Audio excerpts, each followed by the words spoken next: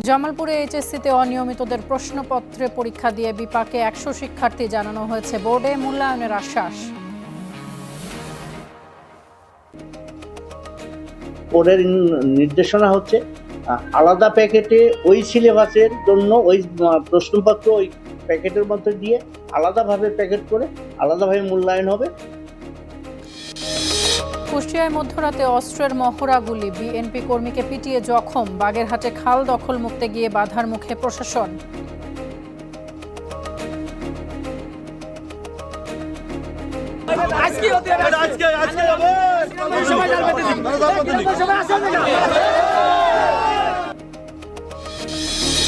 সামাজিক অপরাধের বিরুদ্ধে আলোকিত লালমনিরহাটের কার্যক্রম, যোগ দিয়েছে বিএনপি নেতারা। সারা দেশে চলছে 11 দলীয় ঐক্যের বিক্ষোভ। নোয়াখালীতে কিশোর গ্যাংয়ের দৌরাত্ম্য, 6 মাসে 13 হত্যা, অপহরণ নিত্যসঙ্গী। খুলনায় 10ম শ্রেণীর শিক্ষার্থীকে গুলির ঘটনায় মামলা হয়নি। গাজীপুরের নির্মাণের 3 মাসে রাজাবাড়ী সড়কের ধস, পঞ্চগড়ে ভাঙনের মুখে বিস্তীর্ণ ফসলের ক্ষেত, আতঙ্কে চাষিরা।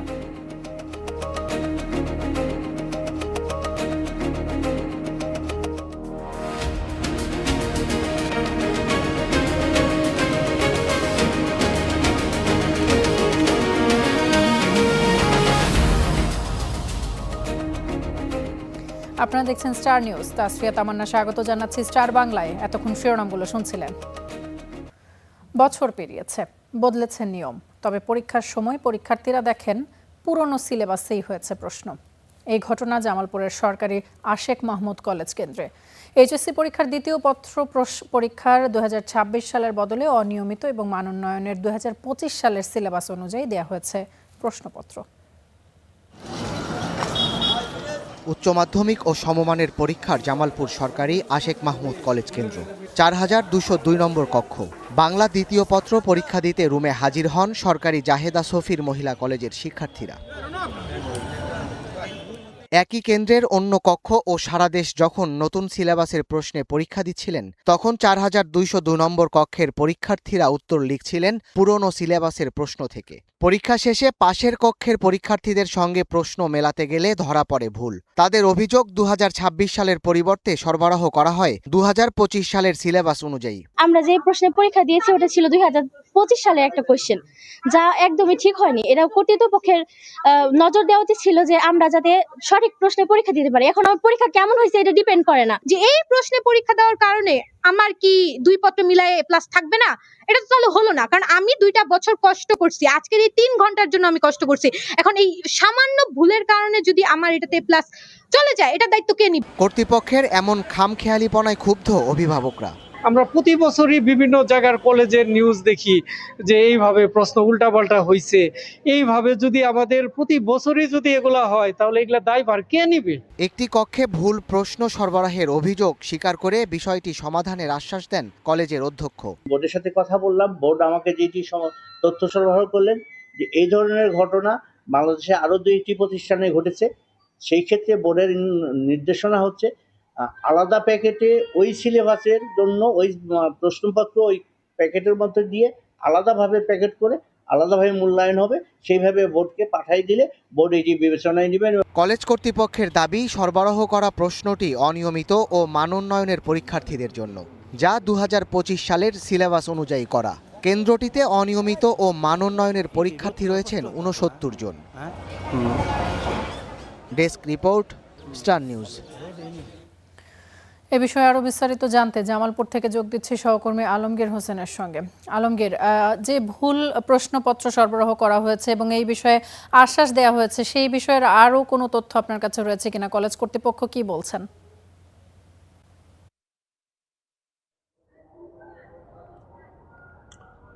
তামান্না, আজ সকালে কিন্তু এইচএসসির যে বাংলা দ্বিতীয় পত্র পরীক্ষাটি ছিল তা কিন্তু এই সরকারি আশেক মাহমুদ কলেজে অনুষ্ঠিত হয়েছে। তো আমরা আজ দুপুরের দিকে আসলে যে বিষয়টি শুনতে পাই, আমরা বিভিন্ন মাধ্যমে জানতে পারি যে সরকারি আশেক মাহমুদ কলেজের যে 4202 নম্বর কক্ষটি রয়েছে, এই কক্ষে যেসব অনিয়মিত শিক্ষার্থীদের যেসব প্রশ্ন দেওয়ার কথা ছিল, অর্থাৎ 2025 সালের সিলেবাস অনুযায়ী যে প্রশ্নপত্র দেওয়ার কথা ছিল সেটি না দিয়ে যে যারা নিয়মিত শিক্ষার্থী অর্থাৎ 2026 সালে যারা পরীক্ষা দিচ্ছে তাদেরকে কিন্তু সেই প্রশ্ন সরবরাহ করা হয়।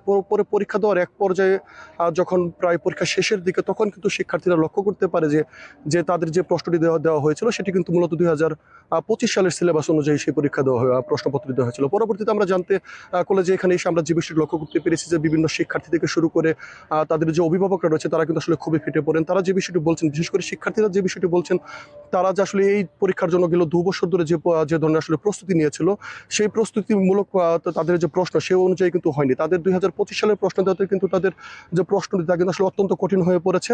তারা যে বিষয়টি বলছে আসলে এই প্রশ্নপত্রের পরীক্ষা দেওয়ার ফলে তাদের যে আসলে ভালো যে একটি ফল, অর্থাৎ বিভিন্ন যেসব শিক্ষার্থীরা আসলে A+ আশা করছেন তারা কিন্তু আসলে অনেকটাই ভেঙে পড়েছেন। তারা বলছেন এই প্রশ্নপত্র কিন্তু আসলে তাদের সাথে না মিলার ফলে কিন্তু তাদের পরীক্ষাটি বেশ কঠিন হয়ে পড়ে। পরে কলেজ কর্তৃপক্ষের সাথে আমরা কথা বলেছি। কলেজ কর্তৃপক্ষ যে বিষয়টি বলছেন, তারা ময়মনসিংহ শিক্ষা বোর্ডের সাথে যোগাযোগ করেছে, তারা কথা বলেছে। শিক্ষা বোর্ড থেকে যে বিষয়টি কলেজ কর্তৃপক্ষকে জানানো হয়েছে যেসব পরীক্ষার্থী 2025 সালের সিলেবাস অনুযায়ী যে প্রশ্নপত্রটি হয়েছে যে অনুযায়ী যারা পরীক্ষা দিয়েছেন তাদের পরীক্ষার খাতা কিন্তু আসলে সেভাবেই দেখা হবে বা তাদেরকে আসলে সেভাবেই আশ্বস্ত করা হয়েছে। তামান্না। আলমগীর, অসংখ্য ধন্যবাদ আপনাকে আমাদের সঙ্গে যুক্ত হবার জন্য। কুষ্টিয়ায় মধ্যরাতে অস্ত্রের মহড়া গুলি, বিএনপির এক কর্মীকে পিটিয়ে জখমও করা হয়েছে। তাকে ভর্তি করা হয়েছে হাসপাতালে। পুলিশের ধারণা বালু মহল নিয়ে দ্বন্দ্বের জেরেই এই ঘটনা।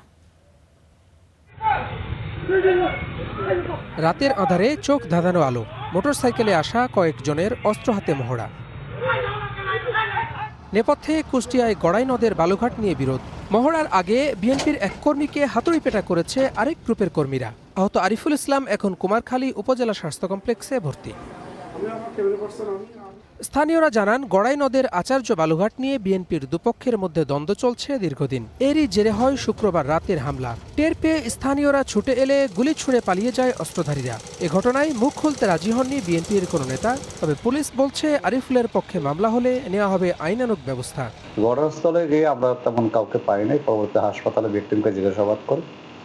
সে জানায় যে 15-20 জন লোক অজ্ঞাত মোটরসাইকেল যোগে এসে তাকে ধরে হ্যামার দিয়ে তার হাঁটু এবং শরীরে বিভিন্ন জায়গায় আঘাত করে।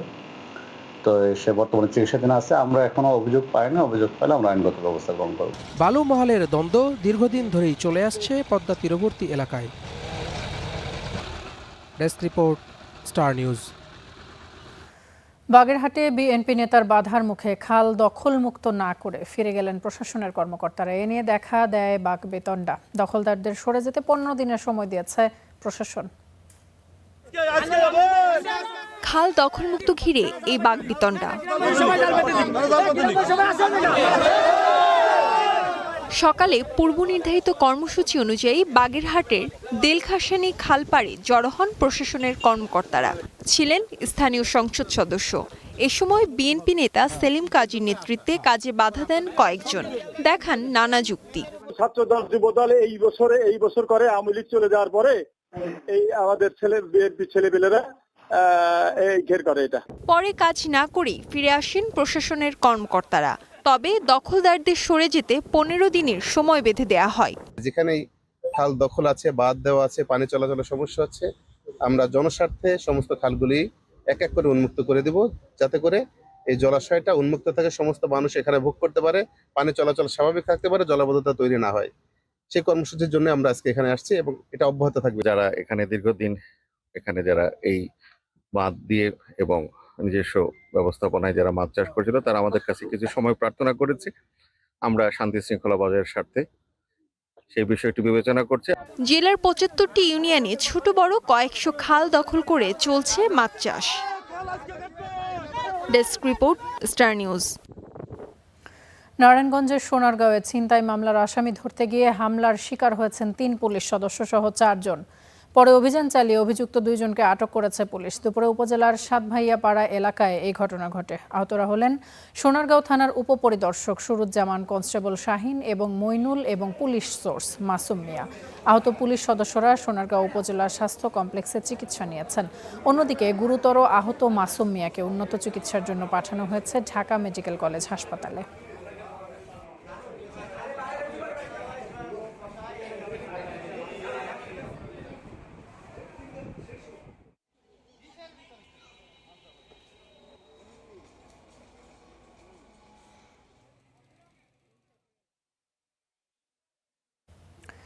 নিজস্ব অর্থায়নে দ্রুতই আনুষ্ঠানিকভাবে শুরু হচ্ছে তিস্তা মহাপরিকল্পনার কাজ। প্রধানমন্ত্রীর নির্দেশে সংকট মোকাবেলায় তিস্তার শাখা নদীতে পানি সংরক্ষণ করা হবে বলে জানিয়েছেন দুর্যোগ ব্যবস্থাপনা এবং ত্রাণমন্ত্রী আসাদুজ্জামান হাবিব দুলু। শনিবার তিস্তা ব্রিজ এলাকা পরিদর্শন শেষে সাংবাদিকদের প্রশ্নের জবাবে ত্রাণমন্ত্রী বলেন, ভারতের দাদাগিরিতে বিগত সময়ে পানির ন্যায্য হিস্সা বাংলাদেশ পায়নি। দ্বিপাক্ষিক আলোচনার মাধ্যমে পানির ন্যায্যতা আদায় করা হবে। মন্ত্রী আরও বলেন, আইনের পাশাপাশি সামাজিক আন্দোলনের মাধ্যমে সামাজিক অপরাধ নিয়ন্ত্রণ করা হবে।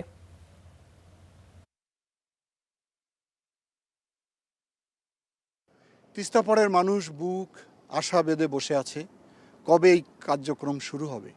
একটি কার্যক্রমের মধ্য দিয়ে আমি মনে করি এই অঞ্চলের 2 কোটি মানুষের জীবনযাত্রার মান পরিবর্তন হবে, হারিয়ে যাওয়া কৃষ্টি কালচার পুনরুদ্ধার হবে, হারিয়ে যাওয়া ঐতিহ্যটা ফিরে আসবে। এই তিস্তা পাড়ের মানুষ দুঃখী, বেকারত্বে ধুকে ধুকে মারা যাচ্ছে, তাদের কর্মসংস্থান তৈরি হবে। এ কারণে এই আন্দোলন করা হয়েছে। আশা করি শীঘ্রই সরকার এই কার্যক্রমের আনুষ্ঠানিক উদ্বোধনের মধ্য দিয়ে এই মানুষগুলোকে একটা সঠিক জায়গায় নিয়ে আসার যা যা পদক্ষেপ তারা গ্রহণ করবে। সামাজিক অপরাধের বিরুদ্ধে আলোকিত লালমনিরহাটে কার্যক্রম উদ্বোধন করা হয়েছে। এতে যোগ দিয়েছেন মির্জা ফখরুল ইসলাম সহ 3 মন্ত্রী। আরও জানতে লালমনিরহাট থেকে যোগ দিচ্ছি সহকর্মী সিফাত শাহরিয়ার সঙ্গে। সিফাত, বিস্তারিত আপনার কাছ থেকে জানতে চাই। আমার কাছে দরখাস্ত নিয়ে ঘোরাঘুরি করবেন না। তামান্না 3 মন্ত্রী নয়, এখানে মির্জা ফখরুল ইসলাম আলমগীর সহ লালমনিরহাটের যিনি রয়েছেন আসাদুল হাবিব দুলু, তিনি এবং বাকিরা সংসদ সদস্য এখানে উপস্থিত হয়েছেন। এবং আমরা যেটি দেখতে পাচ্ছি, তামান্না আপনি নিশ্চয়ই জানেন, যৌতুক বাল্যবিবাহ এবং মাদক সমাজের জন্য একটা বড় ব্যাধি এবং সেটি ক্রমান্বয়ে বিশেষ করে মাদকের যে আগ্রাসন সেটি বাড়ছে। সেটি মোকাবেলার জন্য আসলে কেন্দ্রীয়ভাবে আইন শৃঙ্খলা বাহিনীর সদস্যরা সারা দেশে চেষ্টা করছে। তবে তারা যেটি বলছেন, আইনও যেহেতু রয়েছে, তবে এখানে এই আয়োজক যারা, বিশেষ করে ত্রাণমন্ত্রী আসাদুল হাবিব দুলু, তিনি এখানে যেটি বলছেন যে শুধুমাত্র যে আইন দিয়ে এই যে বিষয়গুলো, সামাজিক ব্যাধি যেগুলো রয়েছে, বিশেষ করে স্থানীয়ভাবে যে সমস্যাগুলো রয়েছে, মাদকের যে সমস্যা রয়েছে, সেগুলো দমন করার জন্য তিনি যেটি বলছেন, আইনের পাশাপাশি সামাজিক আন্দোলন গড়ে তুলতে হবে এবং এই সামাজিক আন্দোলন গড়ে তোলার জন্য যত ধরনের সহযোগিতা সেটি সরকার করবে। এবং আজকের যে আয়োজন আলোকিত লালমনিরহাট ব্যানারে তারা করছেন ঠিকই আছে, কিন্তু তারা এটি সারা দেশে এটি চালাতে চান। এবং আমরা দেখছি বিএনপি মহাসচিব তিনি এসে এখানে উপস্থিত হয়েছেন, তিনি এখন পর্যন্ত কথা বলেননি। তবে যিনি এই উদ্যোগ নিয়েছেন ত্রাণমন্ত্রী আসাদুল হাবিব দুলু, তিনি ইতিমধ্যে কথা বলেছেন এবং তিনি যেটি বলেছেন, আগামী 8 জুলাইয়ের মধ্যে লালমনিরহাটে মাদক বিক্রেতা এবং যারা সেবী রয়েছে তাদের তালিকা করবে এবং সেখানে তাদেরকে কাউন্সিলিং করা হবে। তারা যদি সেই কাউন্সিলিংয়ের পরেও তারা মাদক না ছাড়ে, সেক্ষেত্রে তাদেরকে আইনের যে প্রচলিত আইন রয়েছে সেটি প্রয়োগ করা হবে।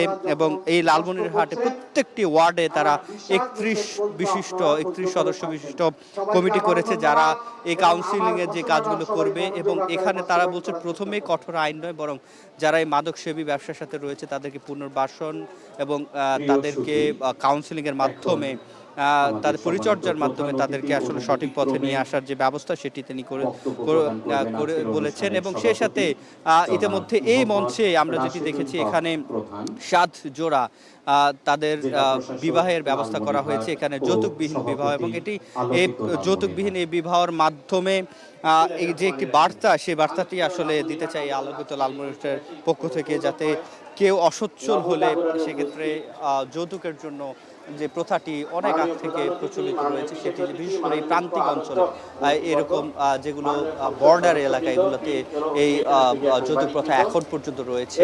তো উত্তরের মানুষের শুধুমাত্র নয়, সারা দেশে যাতে এই যৌতুক প্রথা, বাল্যবিবাহ না করা হয়, তার জন্য এই সামাজিক আন্দোলন। এবং কিছুক্ষণ পরে এখান থেকে হয়তো র্যালি শুরু হবে। তো এই ছিল তামান্না আমার কাছে লালমনিরহাট থেকে সামাজিক ব্যাধি সমস্যা এবং দুর্নীতি থেকে শুরু করে মাদক সমস্যা, সেগুলো দূরীকরণের সামাজিক আন্দোলন, সেটি যে গড়ে তোলার জন্য আলোকিত লালমনিরহাটের যাত্রা। সিফাত, অসংখ্য ধন্যবাদ আপনাকে আমাদের সঙ্গে যুক্ত হবার জন্য। গণভোটের রায় বাস্তবায়ন সহ বিভিন্ন দাবিতে জেলা এবং মহানগরে বিক্ষোভ করছে 11 দলীয় ঐক্য। বিকেল থেকে শুরু হয়েছে কর্মসূচি। এতে অংশ নিয়েছেন দলের শীর্ষ নেতারা। এতে বক্তারা অভিযোগ করেন, গণভোটের রায় নিয়ে সরকার তালবাহানা করছে, তা মেনে নেওয়া হবে না। জুলাই সনদ বাস্তবায়ন না করলে আন্দোলনের হুঁশিয়ারি দেন তারা। যাদের ত্যাগে দেশ ফ্যাসিবাদ মুক্ত হয়েছে, তাদের অবদান কোনোভাবেই ম্লান হতে দেওয়া যাবে না বলেও জানিয়েছেন বক্তারা। রহমানির রহিম আলহামদুলিল্লাহি রাব্বিল আলামিন। দায়িত্বশীলবৃন্দ, প্রাণপ্রিয় মুসলিম, এই বিষয়ে আরো বিস্তারিত জানতে যুক্ত হচ্ছে চুয়াডাঙ্গা থেকে জহির রায়হান সোহাগের সঙ্গে। সোহাগ, কর্মসূচিতে বক্তারা কি কি দাবি দেওয়া জানাচ্ছেন সেটি একটু জানতে চাই।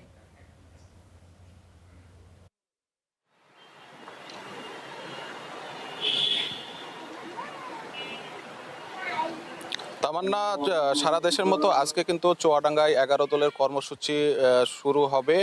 এখন আসরের নামাজের সময়, আসরের ওয়াক্ত চলছে, নেতাকর্মীরা নামাজে দাঁড়িয়ে গেছেন।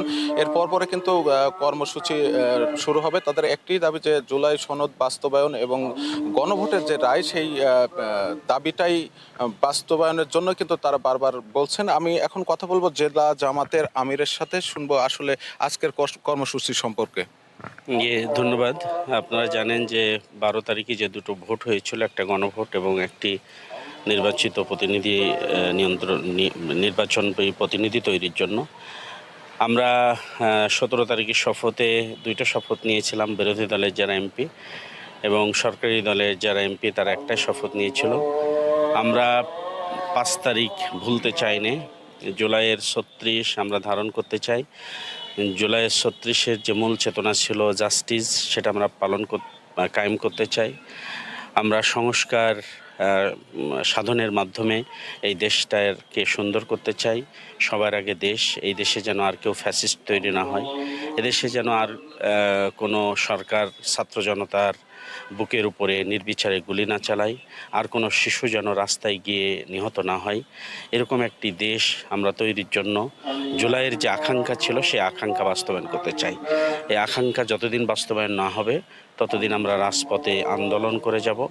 এখন আন্দোলন, আজকে বিক্ষোভ মিছিল আছে সারাটা মাস, জুলাইয়ের সারাটা মাসই কোনো না কোনো কর্মসূচি থাকবে। আমরা প্রত্যেকটা কর্মসূচি সবাই মিলে 11 দলের জোটের শরিকদের নিয়েই আমরা বাস্তবায়ন করব। ধন্যবাদ আপনাকে। তামান্না, যেমনটি শুনছিলেন, এই কর্মসূচির এর পরপরেই এই যে আসরের নামাজের পরপর কিন্তু এখানে কর্মসূচি শুরু হবে এবং এই বিক্ষোভ কর্মসূচির আগে সংক্ষিপ্ত একটু সমাবেশ হবে। সেখানে বক্তারা অনেক যারা 11 দলীয় নেতৃবৃন্দ আছেন তারা কথা বলবেন। পরে চুয়াডাঙ্গা শহরের শহীদ হাসান চত্বর হয়ে এই কর্মসূচি কিন্তু বিক্ষোভ কর্মসূচি শুরু হয়ে আবার একই স্থানে এসে শেষ হবে। তামান্না, সোহাগ, ধন্যবাদ আপনাকে আমাদের সঙ্গে যুক্ত হওয়ার জন্য। কখনো প্রকাশ্য দিবালোকে, কখনো বা রাতের আধারে হত্যা, অপহরণ যেন নিত্যদিনের ঘটনা। আতঙ্কের জনপদে পরিণত হয়েছে নোয়াখালী। স্থানীয়দের অভিযোগ, এসবের নেপথ্যে মাদক এবং কিশোর অপরাধীদের দৌরাত্ম্য। গোলাম কিবরিয়া রাহাতের পাঠানো তথ্যছবিতে বিস্তারিত।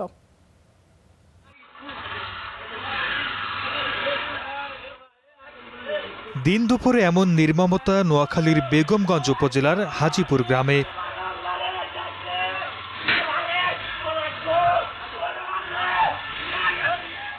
স্থানীয়দের অভিযোগ, এর পেছনে রয়েছে মাদক ও কিশোর গ্যাংয়ের অভ্যন্তরীণ কোন্দল।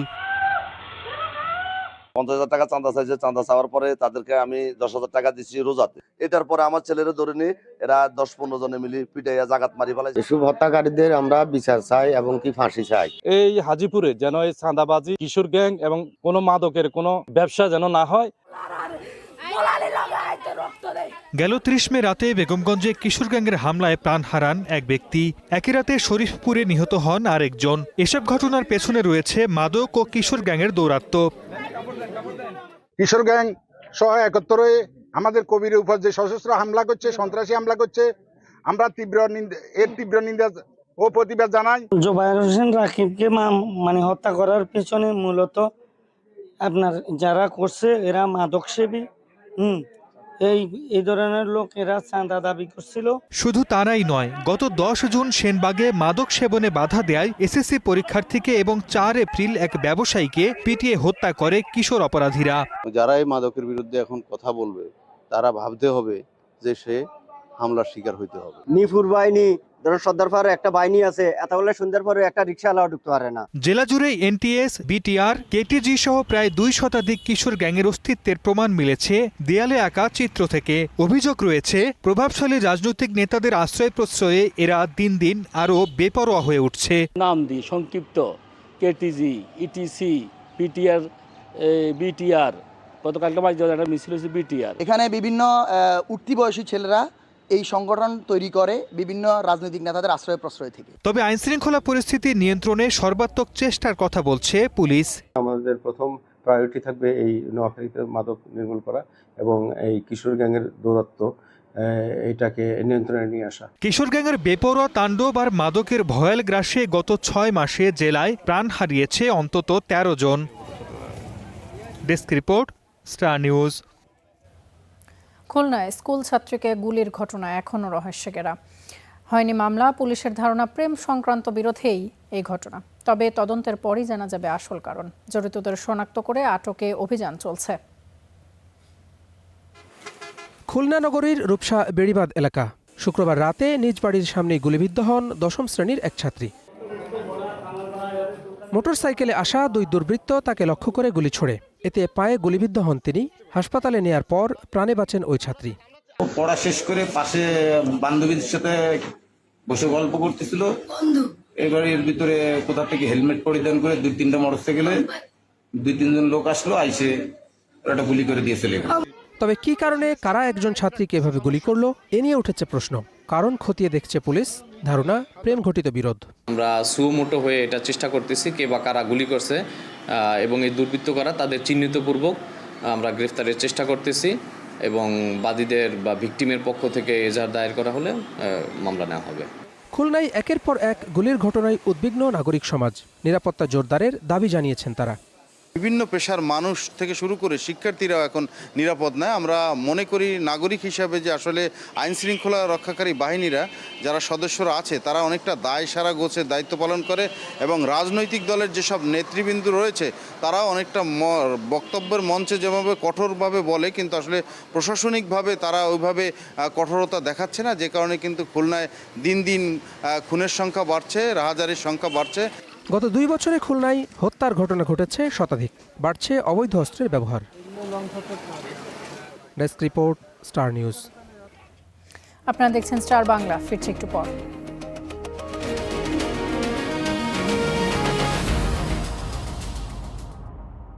আপনারা দেখছেন স্টার বাংলা, সাথে থাকার জন্য ধন্যবাদ। চাঁপাইনবাবগঞ্জ সীমান্তে রাতে লাইট নিভিয়ে পুশিনের চেষ্টা করেছে বিএসএফ। তবে বিজিবি এবং গ্রামবাসীর সতর্ক অবস্থানের কারণে ব্যর্থ হয়েছে তারা। বিজিবি জানায় শুক্রবার রাতে শিবগঞ্জের চাকপাড়া সীমান্ত দিয়ে দফায় দফায় লাইট বন্ধ করে দেয় বিএসএফ। শূন্যরেখার কাছে জড়ো করা হয় কয়েকজনকে। বিষয়টি টের পেয়ে সতর্ক অবস্থান নেয় বিজিবি। লাঠি সোঁটা আর টর্চ জ্বালিয়ে পাহারা দেয় গ্রামবাসী। পরে শূন্য রেখায় আনা সবাইকে ফিরিয়ে নেয় বিএসএফ। ঘটনার পর থেকেই সীমান্তে নজরদারি বাড়িয়েছে বিজিবি। জোরদার করা হয়েছে টহলও।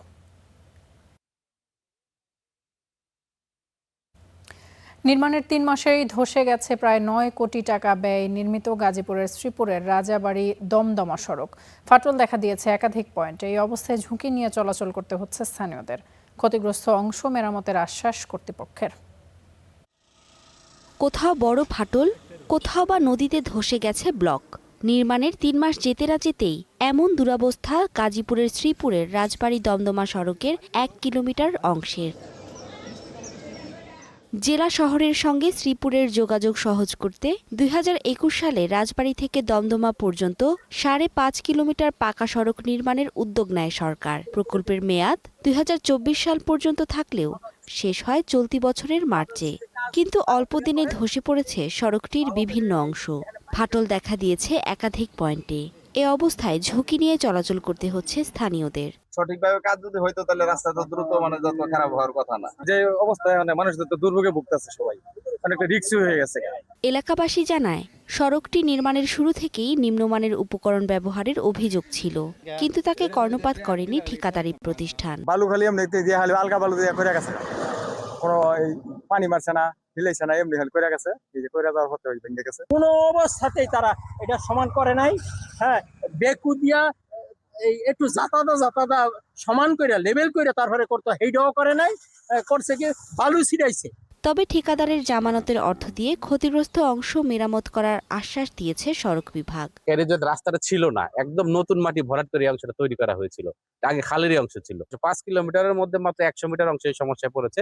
আমরা ইনশাল্লাহ এটা ঠিকাদারের মাধ্যমে এটা সমাধান করে, জামানতের সময়ের মধ্যে ঘটেছে, তাকে দিয়ে আমরা এটা শীঘ্রই ঠিক করতে পারবো এবং আগামীকাল থেকে হোপফুলি এটা কাজটা শুরু হয়ে যাবে। এই ঘটনায় 6 সদস্যের তদন্ত টিম গঠন করা হয়েছে। গত 29 জন ক্ষতিগ্রস্ত এলাকা পরিদর্শন করেছে এই দলটি।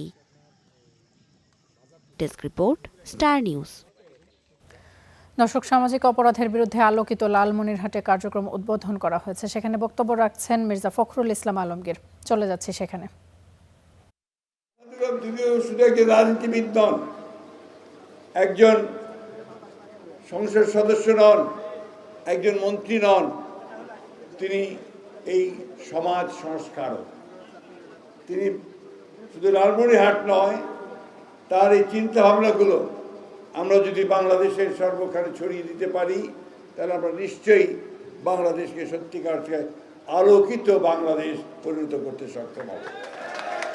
আপনারা ভাগ্যবান যে আপনারা এরকম একজন নেতা পেয়েছেন, যিনি তার জীবনের সমস্ত অংশটি এবং মাঝে মাঝে অসুস্থ হয়ে পড়েন, তারপরে তিনি আপনাদের জন্য চিন্তা করেন, আপনাদের সমাজকে বদলে দিতে কাজ করেন, এই বাংলাদেশের সমাজকে বদলে দেওয়ার জন্য কাজ করছেন। প্রিয় লালমনিরহাটবাসী, আমরা 15-16 বছর ধরে গণতন্ত্রের জন্য সংগ্রাম করেছি, ফ্যাসিস্টের বিরুদ্ধে সংগ্রাম করেছি, লড়াই করেছি, অনেক মামলা মোকদ্দমা হয়েছে, অনেক প্রাণ গেছে। আমরা মাথা নোয়াইনি, মাথা নিচু করিনি, তাই না? আমরা দেশনেত্রী বেগম খালেদা জিয়ার নেতৃত্বে, আমাদের নেতা তারেক রহমান সাহেবের নেতৃত্বে আমরা সে বিজয় ছিনিয়ে নিয়ে এসেছি। বন্ধুগণ, আজকে আমরা এমন একটা পরিবেশ পেয়েছি, যে পরিবেশে আমরা আবার নতুন করে বাংলাদেশকে গড়ে তোলবার জন্য একটা অবস্থা সৃষ্টি হয়েছে। আমরা সেই আন্দোলন শুরু করেছি।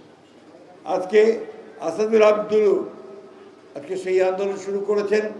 সেই জন্যই আমি বললাম যে আমি ছুটে এসেছি এই একটা কারণে, যে আমি দেখতে চাই এবং বুঝতে চাই যে কিভাবে এই আন্দোলনের শুরুটা তিনি করছেন।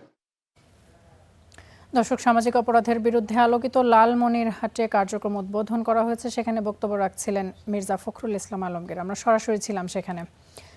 পঞ্চগড়ে উজানের ঢলে ভাঙনের মুখে পড়েছে বিস্তীর্ণ এলাকার ফসলি জমি। কৃষকদের দাবি, এরই মধ্যে 30 বিঘা জমি হারিয়েছেন তারা। হুমকিতে আরও ফসলের ক্ষেত। ভাঙন রোধে দ্রুত ব্যবস্থা নেওয়ার দাবি নদী তীরবর্তী বাসিন্দাদের।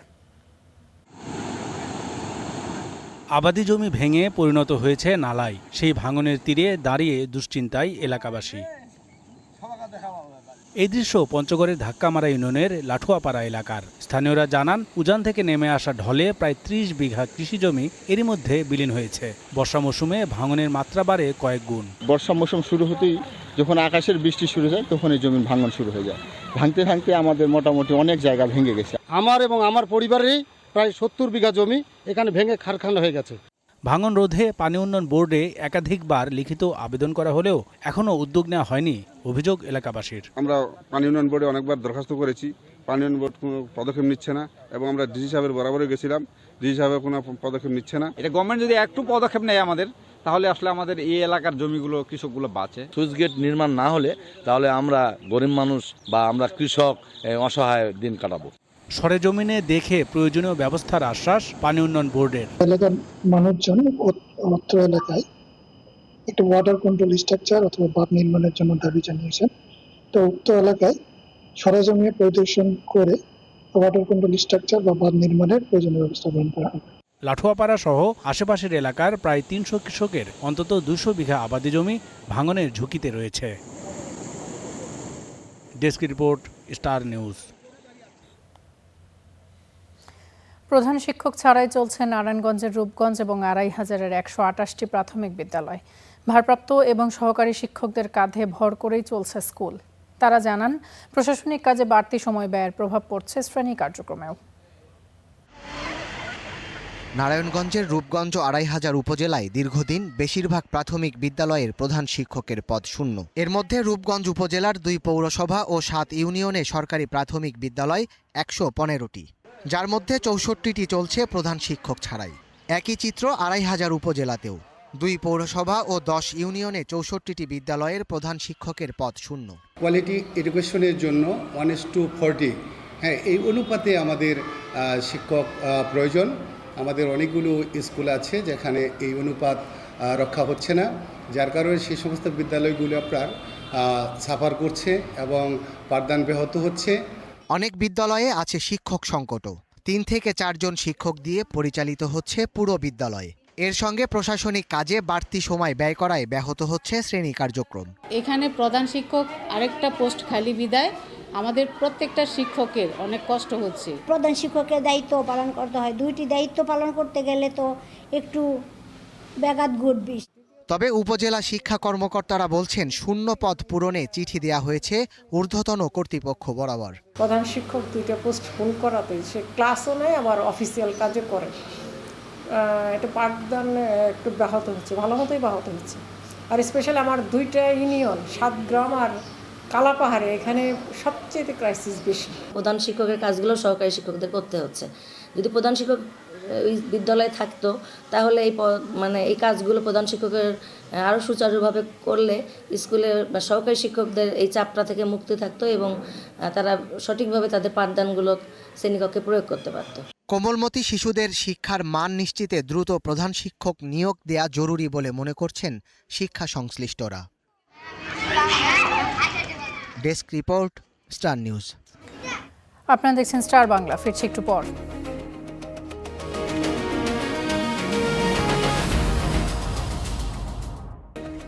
আপনারা দেখছেন স্টার বাংলা, সাথে থাকার জন্য ধন্যবাদ। এবারে বিশ্বকাপের উন্মাদনার খবর জানবো। আজ ব্রাহ্মণবাড়িয়া থেকে যুক্ত হব আব্দুল্লাহ আল মাহমুদের সঙ্গে। মাহমুদ, ব্রাহ্মণবাড়িয়ায় ফুটবলের উন্মাদনা কেমন দেখছেন?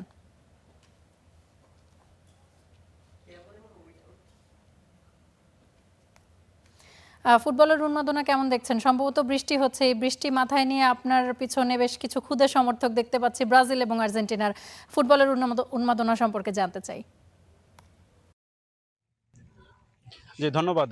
আমি এই মুহূর্তে আছি ব্রাহ্মণবাড়িয়ার ঐতিহ্যবাহী নিয়াজ মোহাম্মদ উচ্চ বিদ্যালয়ের যেই মাঠটি রয়েছে, এই মাঠে আমার দুপাশে ব্রাজিল এবং আর্জেন্টিনার দু দলের যেই বাংলাদেশের যেই ফুটবল উন্মাদনা চলছে, এর মধ্যে যে হট ফেভারিট দুটি দল, এই দুটি দলের সমর্থকরা কিন্তু আমার দুপাশে রয়েছেন এবং ব্রাহ্মণবাড়িয়ায় কিন্তু এই ফুটবলের উন্মাদনা মোটামুটি প্রতিটি ঘরে ঘরে ছড়িয়ে পড়েছে। আমরা আজকে কথা বলবো ব্রাহ্মণবাড়িয়ার ব্রাজিল এবং আর্জেন্টিনার সমর্থক যারা রয়েছেন তাদের কাছ থেকে, এবং তাদের কাছ থেকে জানার চেষ্টা করবো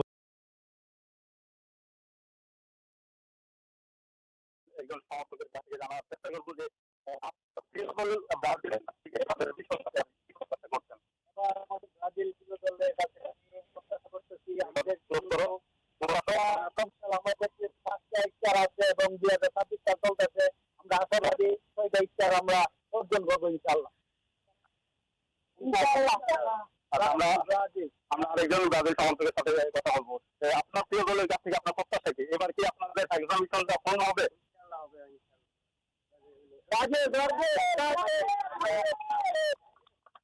আচ্ছা, আমরা আবার এখন একটু কথা বলবো যে আমাদের আর্জেন্টিনার যে দল রয়েছে এই দলের একজন সমর্থকের সাথে কথা বলবো।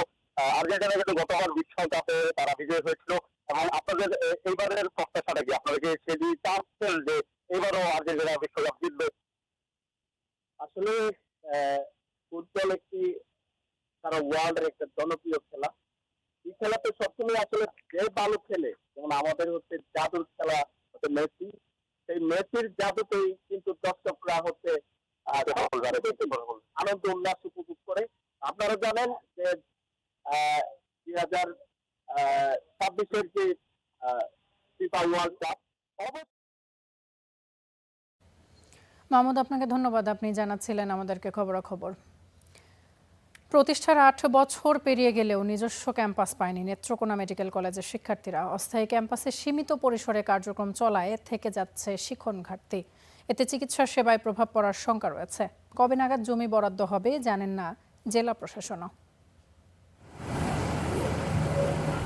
নেত্রকোনা সদরের সিংহের বাংলা এলাকা নেত্রকোনা বিশ্ববিদ্যালয়ের মালিকানাধীন জায়গার একটি অংশে হওয়ার কথা ছিল নেত্রকোনা মেডিকেল কলেজের স্থায়ী ক্যাম্পাস। আলোচনায় ছিল পার্শ্ববর্তী মৌজাবালি এলাকাও, কিন্তু দুইটির একটিতেও স্থান হয়নি নেত্রকোনা মেডিকেলের। নেত্রকোনাবাসীর দীর্ঘদিনের দাবির মুখে 2018 সালে প্রতিষ্ঠা করা হয় নেত্রকোনা মেডিকেল কলেজ। 8 বছর পেরিয়ে গেলেও স্থায়ী ক্যাম্পাস হয়নি প্রতিষ্ঠানটির। বর্তমানে সদর হাসপাতালের স্টাফ কোয়ার্টার ও কয়েকটি ভাড়া ভবনে চলছে কার্যক্রম। এখনো আমরা সীমিত সুবিধার মধ্যে থেকে, যেহেতু এটা সরকারি মিডিয়াম কলেজ, আমাদের তো ক্লাস নিতেই হবে, আমাদের তো এমন না যে আমরা ক্লাস বন্ধ রাখবো ক্লাসরুম নাইটে, তো সেটা আমরা করছি না কোনোভাবে। আমরা আমাদের সীমিত সাধ্যের মধ্যে যতটুকু আমরা পারছি সেটার মধ্যে আমরা ক্লাসগুলো এগিয়ে নিচ্ছি। মেডিকেল কলেজ কার্যক্রম চালানো এটা কিন্তু খুব ছোট পরিসরে হয় না, অনেক বড় পরিসর লাগে। নেত্রকোনা মেডিকেল কলেজে আমরা এখন যেই ক্যাম্পাসে অস্থায়ী ক্যাম্পাসে আছি, এটার মধ্যে যে সুযোগ সুবিধাগুলো আছে, সেই সুযোগ সুবিধাগুলো আসলে যে সুযোগ সুবিধা আমাদের দরকার ছিল, আমাদের স্টুডেন্টদের প্রয়োজন ছিল, সেই তুলনায় যথেষ্ট পরিমাণ। কলেজটিতে নেই ল্যাবরেটরি, ক্যাফেটেরিয়া, অডিটোরিয়াম কিংবা সমৃদ্ধ লাইব্রেরি। শিক্ষক নেই গাইনি সহ বেশ কয়েকটি বিষয়েও। এতে শিক্ষণ ঘাটতি থেকে যাচ্ছে শিক্ষার্থীদের।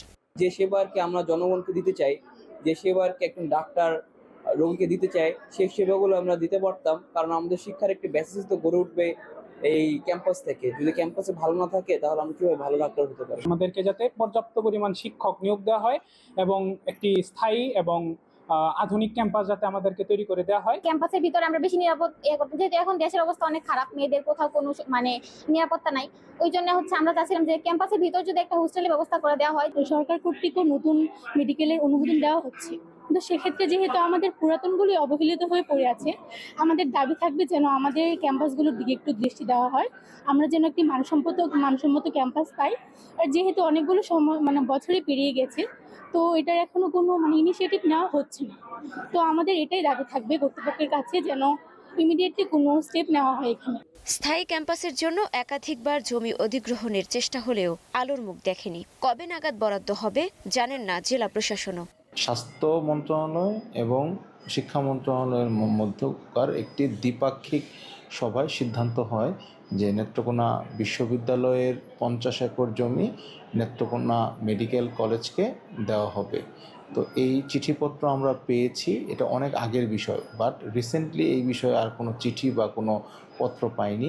50 জন শিক্ষার্থী নিয়ে শুরু করা নেত্রকোনা মেডিকেল কলেজে বর্তমানে 333 জন শিক্ষার্থী পড়াশোনা করছেন। Desk report, star news. দর্শক, এনসিপির দলীয় কার্যালয়ে কথা বলছেন সার্জিস আলম, আমরা সরাসরি যুক্ত হচ্ছি সেখানে।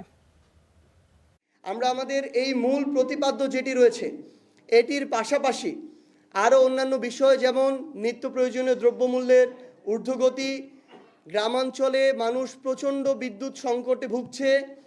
আমরা মাঠ পর্যায়ে যখন দেখি সার থেকে শুরু করে কৃষকের প্রয়োজনীয় যে জিনিসপত্রগুলো, কীটনাশক, প্রত্যেকটির দাম সিন্ডিকেটের কারণে অনেক হারে বৃদ্ধি পাচ্ছে। আমরা দেখতে পাচ্ছি সরকারের পক্ষ থেকে রাষ্ট্রীয়ভাবে যে সুযোগ সুবিধাগুলো দেয়া হচ্ছে সেটা শুধুমাত্র একটি দল, ক্ষমতাসীন দল বিএনপির নেতাকর্মীদেরকে দেয়া হচ্ছে।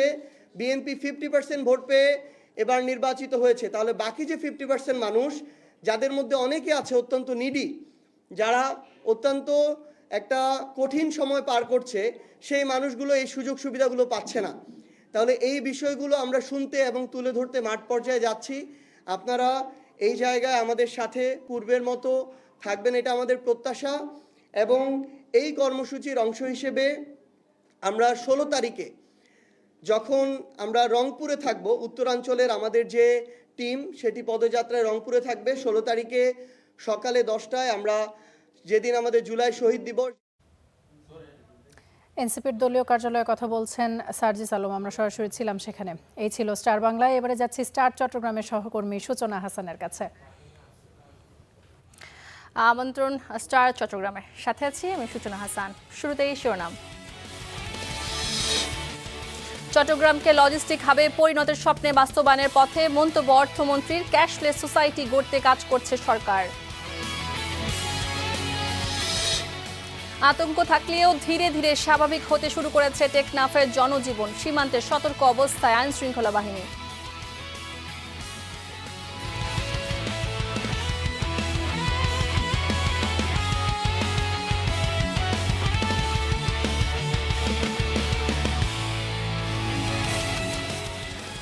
দেখছিলেন শিরোনাম, এবারে বিস্তারিত। চট্টগ্রামকে লজিস্টিক হাবে পরিণত করার যে স্বপ্ন তা এখন বাস্তবায়নের পথে বলে মন্তব্য করেছেন অর্থ ও পরিকল্পনা মন্ত্রী আমির খসরু মাহমুদ চৌধুরী। তথ্য প্রযুক্তির সর্বোচ্চ ব্যবহারে ক্যাশলেস সোসাইটি গড়তে সরকার কাজ করছে বলেও জানান মন্ত্রী। চট্টগ্রামের শনিবার দিনব্যাপী নানা অনুষ্ঠানে এসব কথা বলেন তিনি। বাজেট ঘোষণার পর প্রথমবারের মতো নিজের সংসদীয় আসন চট্টগ্রামের বন্দর এলাকায় অর্থ ও পরিকল্পনা মন্ত্রী আমির খসরু মাহমুদ চৌধুরী সড়কের সংস্কার কাজের পাশাপাশি পরিদর্শন করেন বিভিন্ন উন্নয়ন কাজ। এ সময় অর্থমন্ত্রী বলেন, এ অঞ্চলে চীন, কোরিয়া সহ বিভিন্ন দেশের বিনিয়োগ বৃদ্ধি ও সার্বিক উন্নয়ন কর্মকাণ্ডে চট্টগ্রামকে লজিস্টিক হাবে পরিণত করার স্বপ্ন এখন বাস্তবায়নের পথে। পোর্টগুলো হয়ে গেলে চাইনিজ জোন, কোরিয়ান জোন সব মিলে চট্টগ্রামে যে সম্ভাবনা রেখে যে আমরা এটাকে সঠিক রূপ দিতে পারবো এবং এখানে যে অর্থনৈতিক কর্মকাণ্ড এটা খালি বাংলাদেশের অর্থনীতিতে নয়, এটা চট্টগ্রাম এই অঞ্চলে জনগণের ভাগ্য পরিবর্তন করবে আমরা আশা করি। চট্টগ্রাম মেডিকেল কলেজ হাসপাতালের ডেঙ্গু ওয়ার্ড পরিদর্শন ও ব্যবস্থাপনা কমিটির সাথে বৈঠকে বসেন মন্ত্রী। বলেন, অতীতে কোনো সরকার স্বাস্থ্য খাতে এবারের মতো বেশি বাজেট বরাদ্দ দেয়নি। বিগত সরকার বাজেটের নামে দুর্নীতি ও লুটপাট করেছে বলেও মন্তব্য করেন তিনি। আগে যেভাবে লুটপাটের মাধ্যমে, দুর্নীতির মাধ্যমে প্রত্যেকটি প্রজেক্টকে যে নিজের স্বার্থে ব্যবহার করা হয়েছে, সেটা থেকে আমরা বেরিয়ে এসে আমরা যে প্রজেক্টের যতটুকু মূল্যবান, যেটা থেকে যত বেশি রিটার্ন আসবে সেখানে ইনভেস্ট করছি। বিকেলে পূবালী ব্যাংকের বাংলা কিউআর সফটওয়্যার উদ্বোধন করেন মন্ত্রী। পরে আয়োজিত অনুষ্ঠানে বলেন, নানা প্রযুক্তিগত উন্নয়নের মাধ্যমে আধুনিক ও সহজ ক্যাশলেস ব্যবস্থায় দেশকে এগিয়ে নিতে কাজ করছে সরকার। আমরা সমস্ত বাংলাদেশকে ডিজিটালাইজ করছি, এভরিথিং উইল বি অনলাইন এবং এর মাধ্যমে আমরা সার্ভিস ডেলিভারি, করাপশন কমে যাবে, আপনাদেরকে সরকারি অফিসে দৌড়াতে হবে না, পকেটের টাকা নিয়ে ঘুরতে হবে না, পকেট মারের ভয় থেকে আর চিন্তা করতে হবে না। এর আগে এশিয়ান উইমেন ইউনিভার্সিটি ক্যাম্পাস পরিদর্শন করে সেখানে গাছের চারা রোপণ করেন অর্থমন্ত্রী। ইমদাদুল হক, স্টার নিউজ, চট্টগ্রাম। আন্তর্জাতিক বাজারে ইলিশকে টুনা ফিশের পরের অবস্থান নিয়ে যেতে চায় সরকার, জানিয়েছেন মৎস্য ও প্রাণী সম্পদ মন্ত্রী আমিরুর রশিদ। দুপুরে চট্টগ্রামে এক মত বিনিময় সভায় কথা বলেন তিনি। মন্ত্রী বলেন, ইলিশের উৎপাদন বাড়াতে নানা প্রকল্প নেওয়া হয়েছে, জাটকা শিকার বন্ধেও কাজ করছে সরকার। সাগরে মৎস্য আহরণ বাড়াতে এরই মধ্যে অবৈধ ও লাইসেন্সবিহীন জাহাজ বন্ধে ব্যবস্থা নেওয়া হচ্ছে। কৃষকের ফলন বছর জুড়ে সংরক্ষণ করতে ইউনিয়নগুলোতে মিনি কোল্ড স্টোরেজ তৈরির পরিকল্পনা কথাও জানান মন্ত্রী।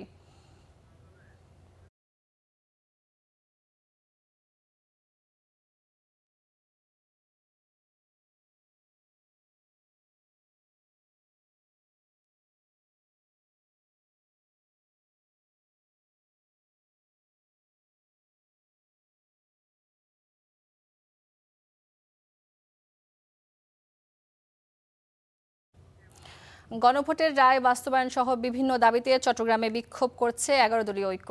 এই বিষয় নিয়ে জানাতে আমাদের সাথে যুক্ত হচ্ছেন আমাদের সহকর্মী রুকন উদ্দিন। রুকন, আমাদেরকে একটু জানাবেন কর্মসূচি কতক্ষণ চলবে এবং কি বলছেন বক্তারা?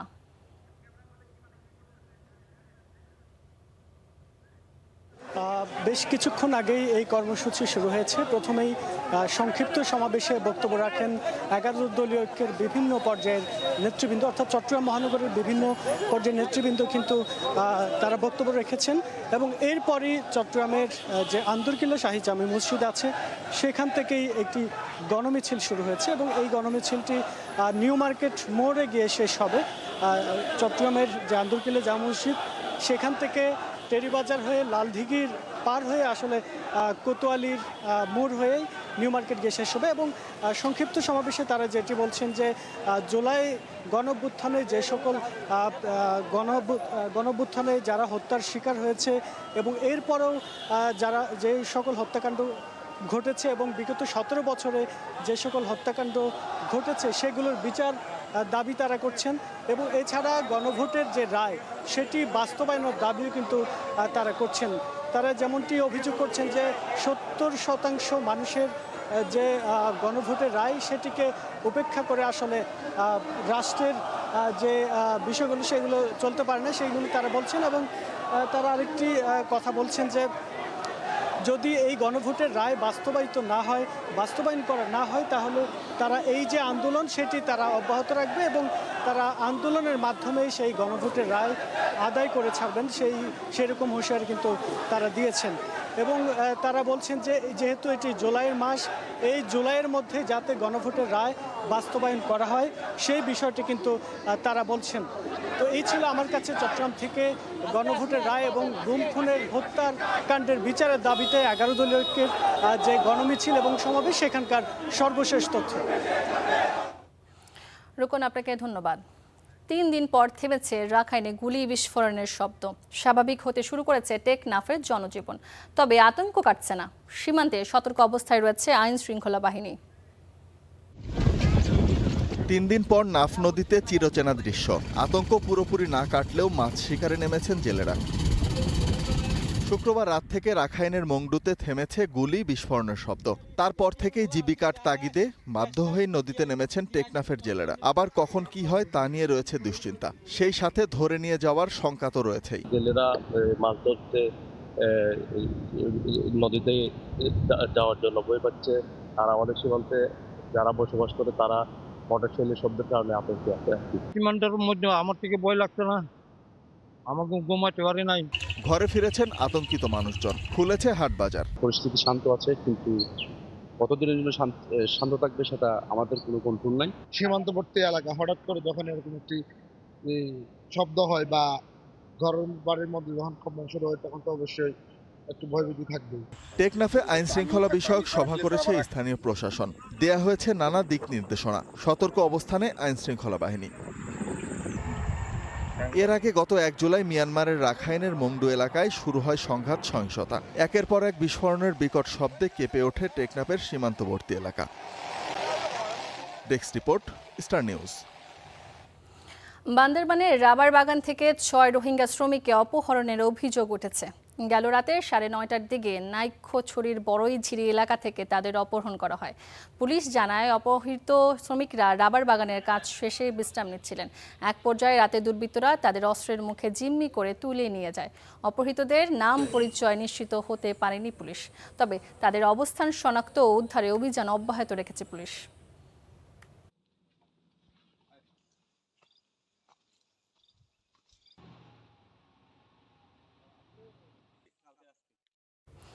খাগড়াছড়িতে জুলাই স্মৃতিস্তম্ভে আগুন দেওয়ার ঘটনায় নিষিদ্ধ ছাত্রলীগের এক নেতাকে আটকের দাবি করেছে পুলিশ। ভোর রাতে শহরের শালবাগান এলাকার বাড়ি থেকে নুরুল আলম রনিকে আটক করা হয়। পুলিশের দাবি, রনি জেলা ছাত্রলীগের সাবেক সিনিয়র সহ সভাপতি। শুক্রবার রাতে খাগড়াছড়ি সরকারি কলেজ মাঠের জুলাই স্মৃতিস্তম্ভে আগুন দেওয়া হয়। পরে সামাজিক যোগাযোগ মাধ্যমে ছড়িয়ে পড়ে সেই ভিডিও। এই ঘটনায় আরও কেউ জড়িত আছে কিনা তা খতিয়ে দেখছে পুলিশ।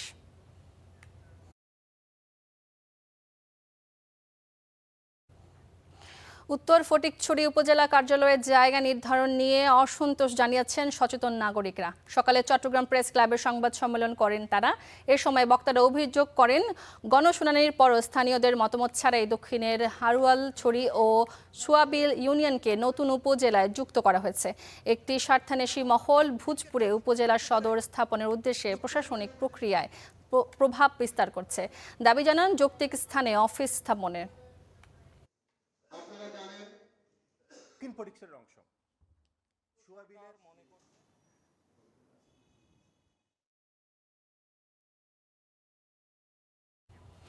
এই ছিল স্টার চট্টগ্রামে। এতক্ষণ সাথে থাকার জন্য ধন্যবাদ।